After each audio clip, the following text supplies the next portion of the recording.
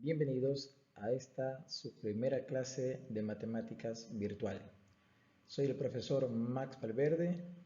Empecemos.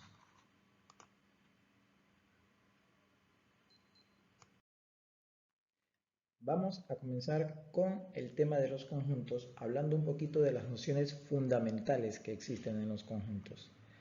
Vamos a trabajar posteriormente las operaciones que hay entre ellos y luego adentrarnos en el mundo de los conjuntos numéricos. Vamos empezando a leer la definición de conjunto como la agrupación de diferentes objetos u elementos que comparten entre sí alguna propiedad o característica semejante. Podemos ver en la imagen que tenemos dos tipos de conjuntos. Un conjunto donde hay un grupo de elementos que están caracterizados como animales. Uno puede ver el murciélago, puede ver el lobo, la tortuga, etc. Esa es su característica, ser animales. En cambio, en el otro conjunto que tenemos en la parte superior, aquí, vemos que los elementos tienen una característica similar, la cual es ser frutas. Entonces, un conjunto no es nada más que una colección de objetos, llamados elementos, que comparten entre sí una característica o propiedad semejante. Continuemos. Vamos a hablar de la notación. A un conjunto se lo puede determinar de dos maneras. De forma extensiva, o también llamado por tabulación, que es cuando se nombra a todos los elementos, y de forma intensiva, o también llamado comprensión, cuando en lugar de describir todos los elementos uno por uno, yo escribo una regla general que me permita tener una idea de cuáles son todos los elementos.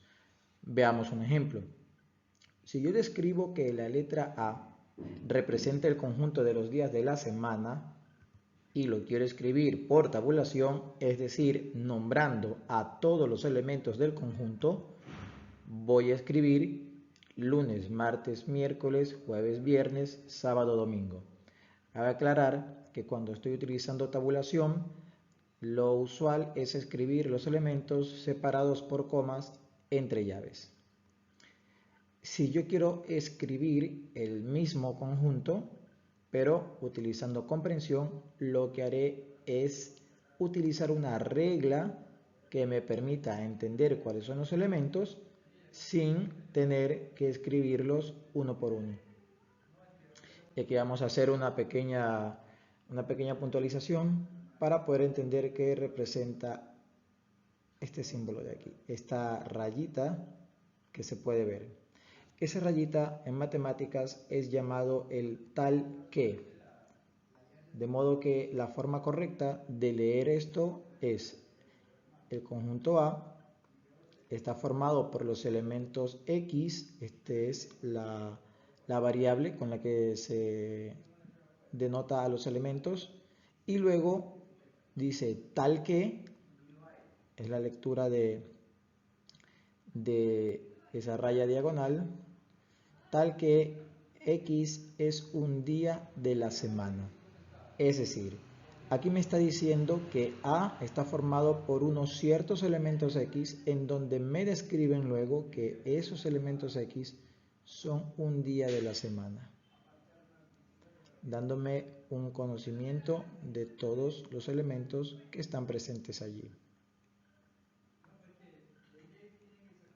Entonces tenemos escritura por tabulación cuando yo menciono todos los elementos, lunes, martes, miércoles, jueves y viernes, sábado y domingo, y tengo escritura por comprensión cuando establezco una regla general que me permita tener una idea de los elementos sin necesidad de estarlos escribiendo uno por uno. Prosigamos. Ahora vamos a hablar de los tipos de conjuntos. Empecemos con el conjunto universo. Llamamos conjunto universo a aquel que considera a todos los elementos posibles para una determinada situación. Pensemos, por ejemplo, que vamos a tratar sobre los países.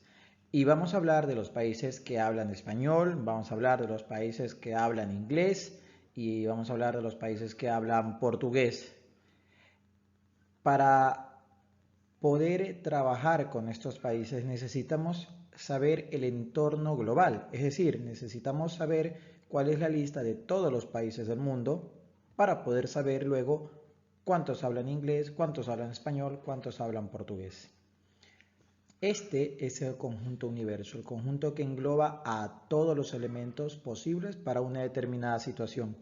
Y para nuestro caso particular es el conjunto de los países del mundo. Fíjate que escribimos el conjunto a través de comprensión porque es mucho más fácil que escribir una lista para todos los países del mundo. El conjunto finito es un conjunto que tiene una cantidad de elementos que puede ser descrita a través de un número natural. Es decir, tiene una cantidad limitada de elementos. En este caso, el conjunto A tiene 3 elementos. El conjunto infinito es un conjunto que tiene una cantidad, valga la redundancia, infinita de términos, y hemos tomado como ejemplo el conjunto B, formado por los elementos X, tal que X es un número par. Si yo hubiera querido utilizar o escribir el conjunto B a través de tabulación, hubiera tenido que escribir los elementos 0, 2, 4, 6, 8, 10 y poner 3 puntitos al final para denotar que es un conjunto que sigue infinitamente. Finalmente tenemos al conjunto vacío, que simplemente se lo denota al no poner ningún elemento entre las llaves o colocando al símbolo vacío. Este de aquí es el símbolo vacío. Simplemente es un símbolo que parece como un círculo con una raya diagonal.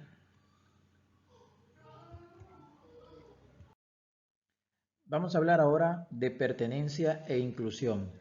Para indicar que un objeto es elemento de un conjunto o que pertenece a dicho conjunto, vamos a utilizar el símbolo E. Bueno, realmente no es una E, pero se le parece mucho a una E como curvada. Y para indicar que un objeto no pertenece o no es elemento de un conjunto, vamos a utilizar la misma E, pero con una raya diagonal. Entonces podemos ver el siguiente ejemplo.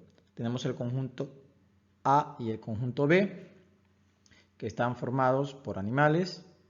El conjunto A contiene los elementos gato, perro, conejo, ratón, tortuga y pájaro. Y el conjunto B contiene los elementos panda, cangrejo, conejo, jirafa, tortuga y cocodrilo.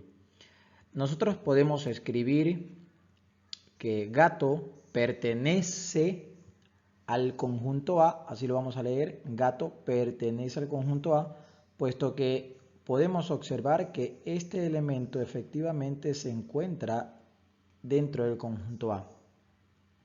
Por eso podemos decir que es un elemento del conjunto A o que pertenece al conjunto A. También podemos escribir que tortuga pertenece al conjunto A, puesto que al ver el conjunto A podemos observar que efectivamente ese elemento, ese objeto, se encuentra en el conjunto. Sin embargo, no puedo escribir que gato pertenece al conjunto B, puesto que el elemento gato no forma parte del conjunto B. Por lo tanto, lo correcto sería escribir que gato no pertenece al conjunto B. Vamos a utilizar el símbolo de no pertenencia y lo vamos a leer como que gato no pertenece al conjunto B, puesto que en el conjunto B no puedo ver que haya ningún gato allí adentro. Sigamos.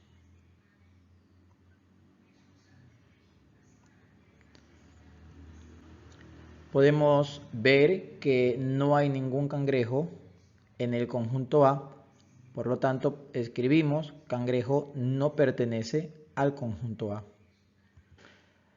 podemos ver que también hay una tortuga en el conjunto B. Hay una tortuga en el conjunto A, pero también hay una tortuga en el conjunto B, así que podemos escribir que tortuga pertenece al conjunto B. El elemento panda pertenece al conjunto B. Efectivamente, podemos ver que hay un panda en el conjunto B, por lo tanto podemos escribir que panda pertenece al conjunto B. Y finalmente, si me quiero referir a varios elementos, simplemente los separo con coma, puedo escribir, por ejemplo, que el elemento gato y el elemento pájaro, los dos, al estar en el conjunto A, pertenecen al conjunto A.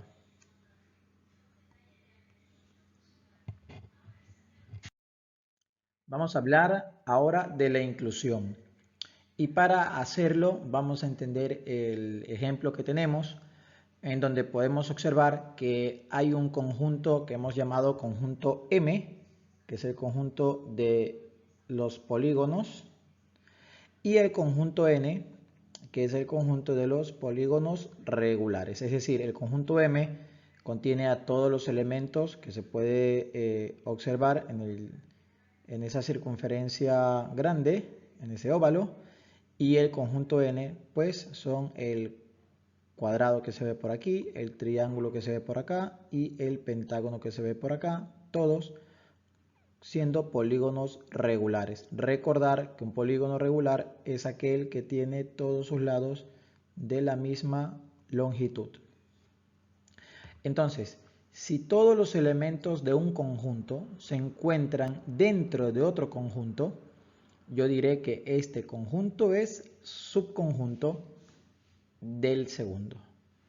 Es decir, todos los polígonos regulares se encuentran dentro del conjunto de polígonos en total que se encuentra dibujado y por lo tanto yo puedo decir que ese conjunto de allí es subconjunto, ese conjunto N es subconjunto del conjunto M.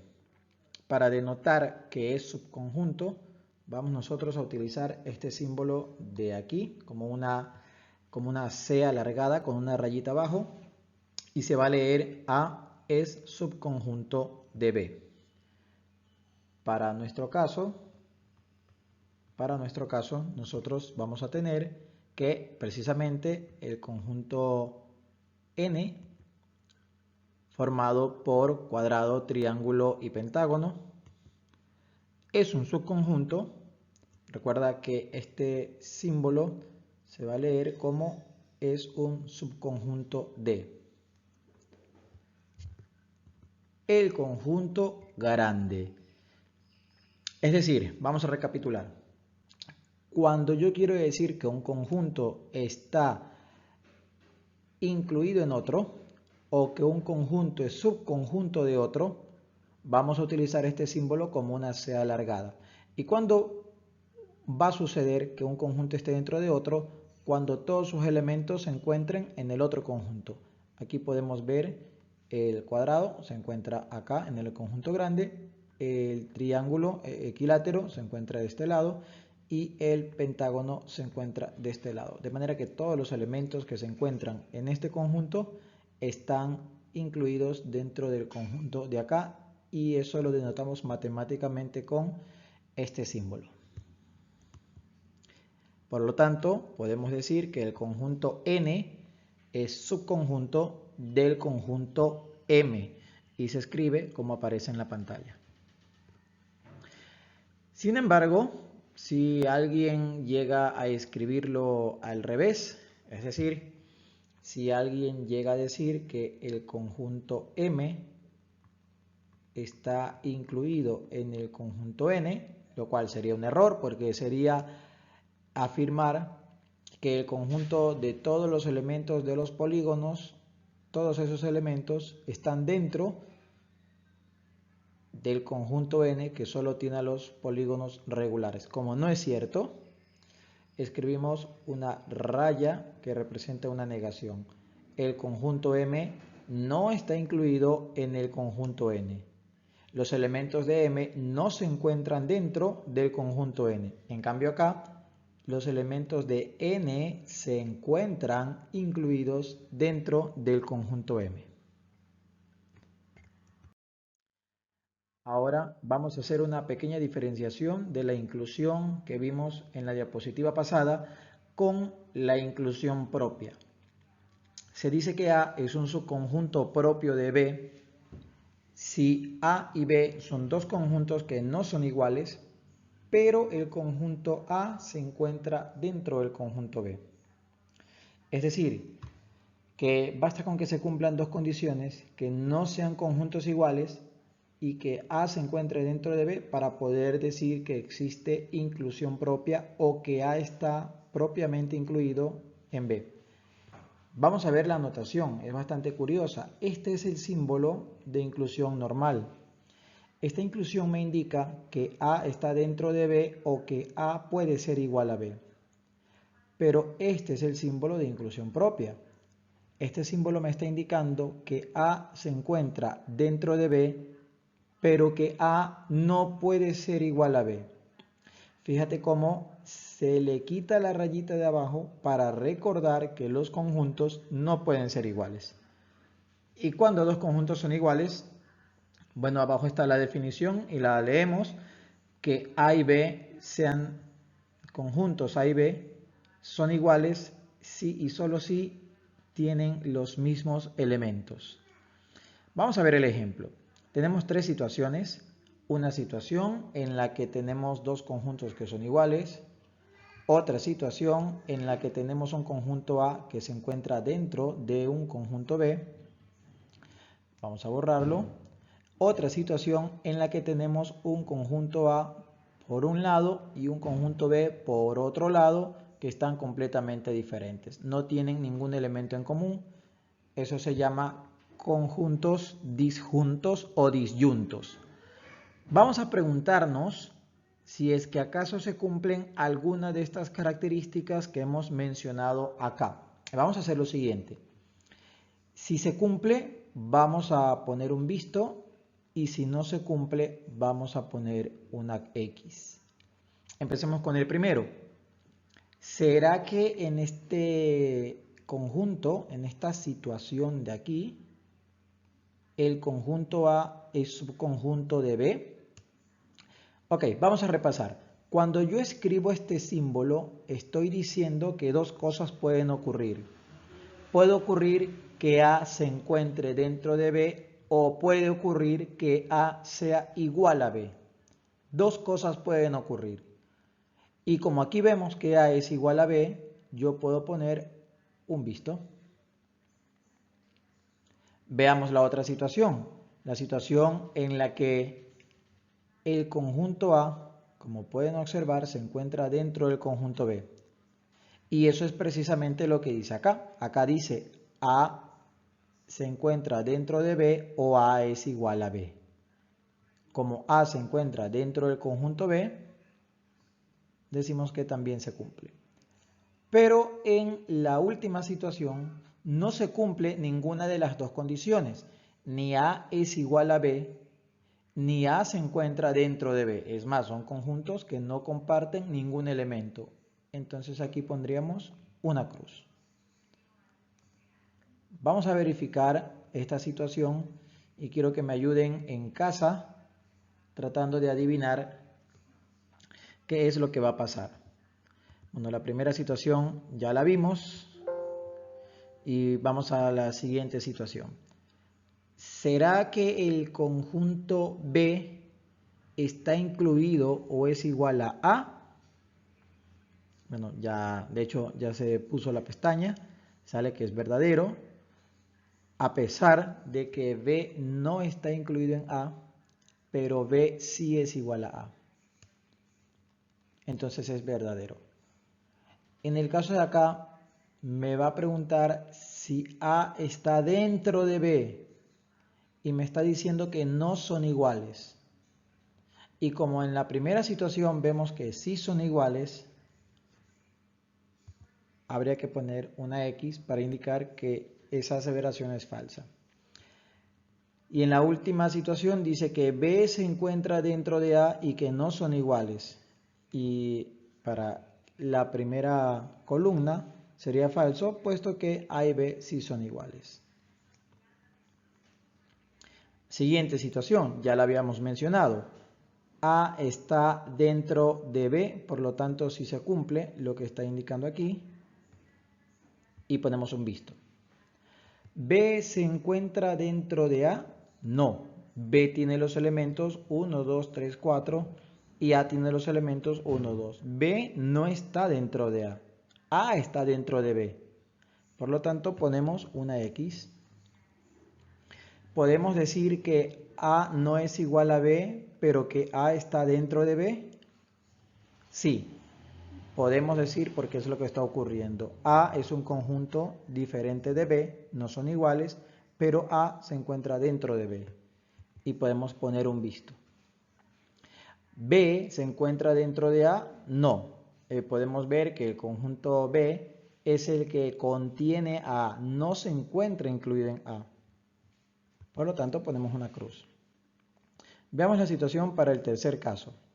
¿Será que A se encuentra dentro de B o es igual a B? Claramente no ocurre en ninguna de las dos situaciones. Ni A se encuentra dentro de B, eso no ocurre, ni tampoco A y B son iguales. Por lo tanto, yo pondría una cruz.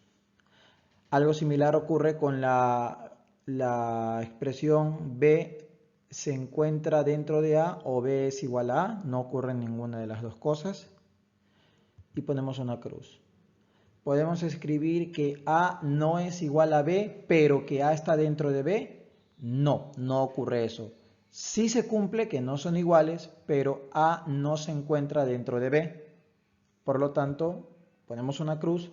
Y finalmente se cumplirá que B se encuentra dentro de A, pero que no son iguales. Bueno, sí se cumple que no son iguales, pero B no se encuentra dentro de A. Por lo tanto, ponemos una cruz.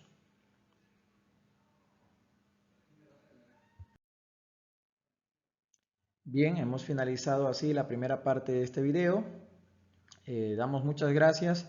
Pedimos que vayan a la parte de recursos y puedan responder las preguntas que están en plataforma. Muy buenas tardes.